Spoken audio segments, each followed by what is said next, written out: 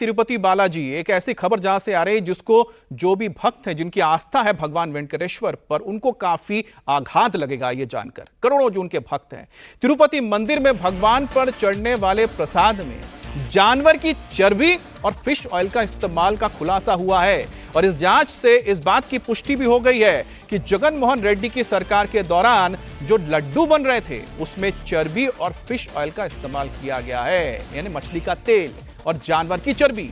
यह जांच national dairy development board की लैब से हुआ है। दरअसल आंध्र प्रदेश के मुख्यमंत्री चंद्रबाबू नायडू ने यह हैरान करने वाला खुलासा किया था कि जगन मोहन रेड्डी की सरकार के वक्त भ्रष्टाचार के मामले में भगवान तक को नहीं छोड़ा गया। जगन की सरकार के कार्यकाल में भगवान बालाजी के प्रसाद में शुद्ध घी की जगह एनिमल फैट का इस्तेमाल किया गया। हालांकि जगन मोहन की पार्टी के नेताओं ने चंद्रबाबू नायडू के दावे को सरासर झूठा बताया है।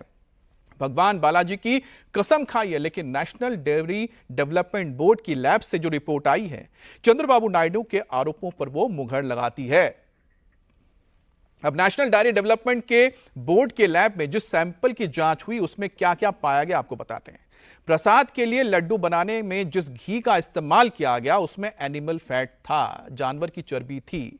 लड्डू में फिश ऑयल यानी कि मछली का तेल था, गाय की चर्बी के अंश मिले हैं।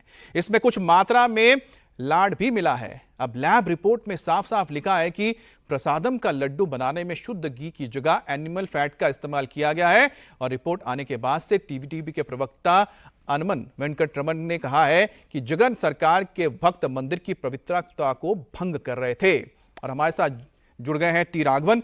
राघवन, बहुत ही चौंकाने वाला और जिस पे विश्वास नहीं कर सकते ये ऐसी खबर है।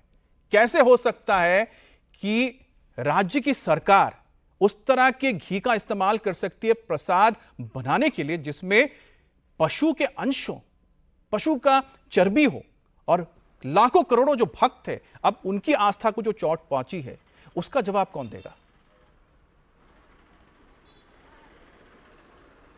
बिल्कुल, देखिए अमित, ये सनसनीखेज खुलासा कह सकते हैं कि धमाकेदार खुलासा और किसी ने नहीं बल्कि राज्य के मुख्यमंत्री चंद्रबाबू नायडू ने किया है। वाईएसआरसीपी गवर्नमेंट पर सीधे सीधे आरोप लगे हैं, इसलिए अब वाईएसआरसीपी के जितने भी नेता हैं वो बचाव कर रहे हैं। वो ये कह रहे हैं कि ऐसा हम कर ही नहीं सकते हैं, ये एक पॉलिटिकल माइलेज लेने की, पॉलिटिकली हमको असैसिनेट करने की कोशिश टीडीपी की तरफ से की जा रही है। जो खुलासे हुए हैं उसमें कोई दो राय नहीं है। वो नेशनल डेयरी डेवलपमेंट बोर्ड की लैब से ये खुलासा हुआ है, ये जाँच रिपोर्ट आई है, तो उसमें हम सवाल नहीं खड़ा कर सकते हैं, लेकिन कुछ कैविएट उसमें है, उसको भी हमें ध्यान रखना होगा।